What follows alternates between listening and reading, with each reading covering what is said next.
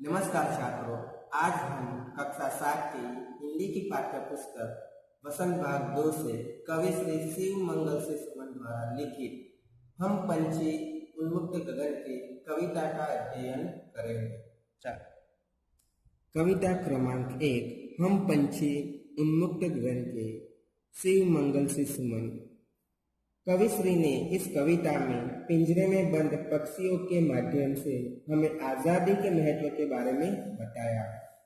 छात्रों, आपके समक्ष इस कविता का प्रथम काव्यांश में पढ़ रहा हूं, उसको ध्यान से सुनिएगा। हम पंछी उन्मुक्त गगन के पिंजरबद्ध ना गा पाएंगे, कनक तीलियों से टकरा कर पुलकित पंख टूट जाएंगे। इस काव्यांश के महत्वपूर्ण जो शब्दार्थ है उसको मैं आपके समक्ष पढ़ रहा हूँ। उन्मुक्त अर्थात स्वतंत्र, बंधन रहित। गगन, उसका मतलब है आकाश, आसमान, नभ। पिंजरबद्ध, उसका मतलब है पिंजरे में बंद। कनक तिलिया, उसका अर्थ है सोने की सलाखें। पुलकित, कोमल, मुलायम। अब इस काव्यांश का जो भावार्थ है वो मैं आपके समक्ष प्रस्तुत कर रहा हूँ, उसको ध्यान से सुनिएगा और समझने का प्रयत्न कीजिएगा। पिंजरे में बंद पक्षियों का कहना है कि हम स्वतंत्र आकाश में विचरण करने वाले पक्षी हैं, अर्थात मुक्त आसमान में उड़ने वाले पंछी हैं। हम पिंजरे में बंद होकर नहीं रह सकते। सोने के पिंजरे की सलाखों से टकरा टकरा कर हमारे कोमल पंख टूट जाएंगे। कवि ने पक्षियों के माध्यम से आजादी अर्थात स्वतंत्रता का महत्व दर्शाया। पक्षियों की तरह मनुष्य भी परतंत्रता अर्थात गुलामी का जीवन नहीं जी सकता। अब छात्रों, आपके समक्ष इस कविता का दूसरा काव्यांश में आपके समक्ष पढ़ रहा हूँ, उसको ध्यान से सुनिएगा। हम बहता जल पीने वाले मर जाएंगे भूखे प्यासे, कहीं भली है कटुक निबोरी कनक कटोरी की मैदा से। इसके शब्दार्थ है, जल का अर्थ है पानी, कटुक का अर्थ है कड़वी कटु, निबोरी का अर्थ है नीम के वृक्ष का फल, कटोरी का अर्थ है एक प्रकार का बर्तन। अब इस काव्यांश का जो भावार्थ है वो मैं आपके समक्ष प्रस्तुत कर रहा हूँ, उसको ध्यान से सुनकर समझने का प्रयत्न कीजिएगा। पक्षियों का कहना है कि हम तो नदी झरनों का बहता जल पीने वाले हैं।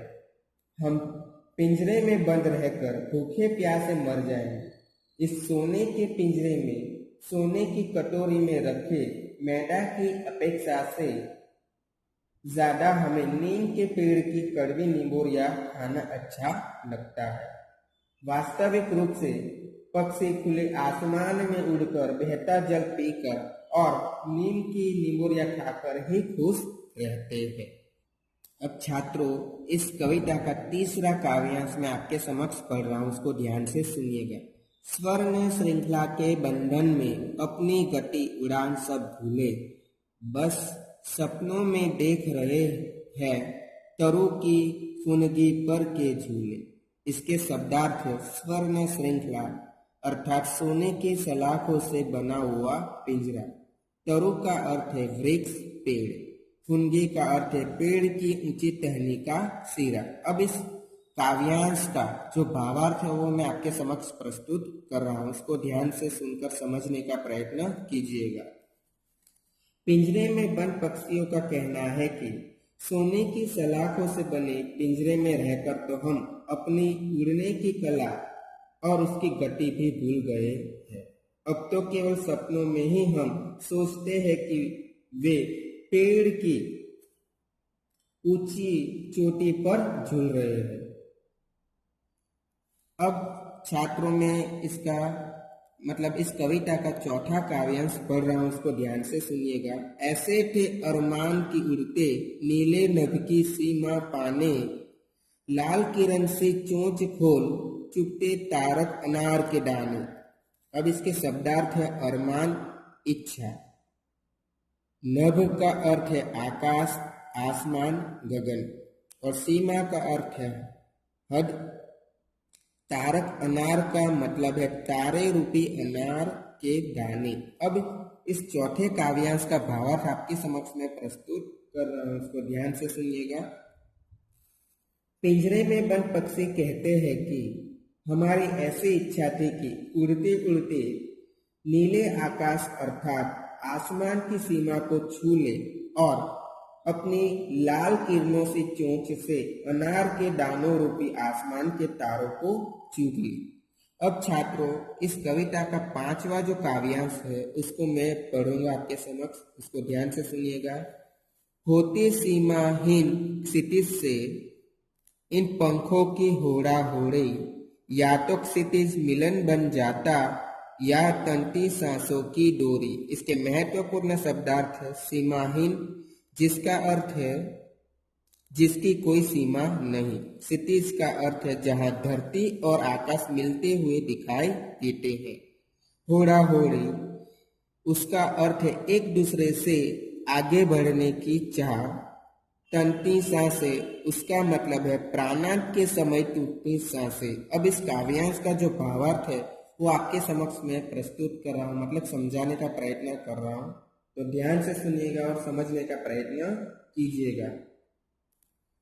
पिंजरे में बंद पक्षी कहना चाहते हैं कि आसमान की ऊंचाइयों को छूते हुए उनके पंखों में होड़ लग जाती, अर्थात स्पर्धा हो जाती कि वे उड़ते उड़ते वे क्षितिज अर्थात जहां धरती और आकाश मिलते हुए दिखाई देते हैं उसको पा लेते हैं, या तो अपने प्राण को त्याग देते हैं। अब छात्रों, इस कविता का 6वां जो काव्यांश है उसको मैं आपके समक्ष पढ़ रहा हूँ, ध्यान से सुनिएगा।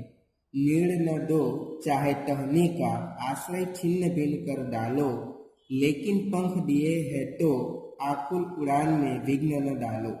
इसके महत्वपूर्ण शब्दार्थ है नीड़ का अर्थ है घोंसला, टहनी का अर्थ है वृक्ष की शाखा डाल, आश्रय का मतलब है सहारा, आकुल उड़ान का मतलब है उड़ने की अधीरता, विघ्न का अर्थ है बाधा रुकावट। अब इस काव्यांश का जो भावार्थ है वो मैं आपके समक्ष प्रस्तुत कर रहा हूँ, उसको ध्यान से सुनिएगा और समझने का प्रयत्न कीजिएगा।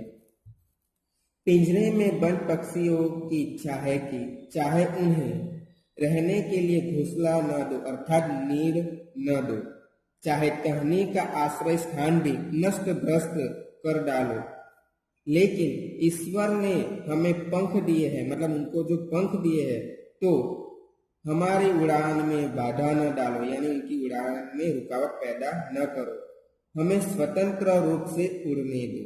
वो कह रहा है कि हमें स्वतंत्र रूप से उड़ने दो। अब इस कविता के जो प्रश्न अभ्यास है उसको मैं पढ़ रहा हूँ। प्रश्न 1, हम पंछी उन्मुक्त गगन के कविता के कवि का क्या नाम है? 2, पिंजरे में बंद पक्षियों का सोने के पिंजरे की सलाखों से टकरा कर क्या होगा? 3, पक्षियों को क्या खाना सबसे अच्छा लगता है? 4, पक्षियों की चाह अर्थात अरमान क्या है? 5, हर तरह की सुख सुविधाएं पाकर भी पक्षी पिंजरे में बंद क्यों नहीं रहना चाहते? 6, पक्षी उन्मुक्त रहकर अपनी कौन कौन सी इच्छाएं पूरी करना चाहते हैं? छात्रों, यहाँ मैंने कवि श्री शिव मंगल सिंह सुमन द्वारा लिखित गगन के कविता को समझाने का प्रयत्न किया है और मैं आशा रखता हूँ कि आपने उसको अच्छी तरह समझा होगा। धन्यवाद।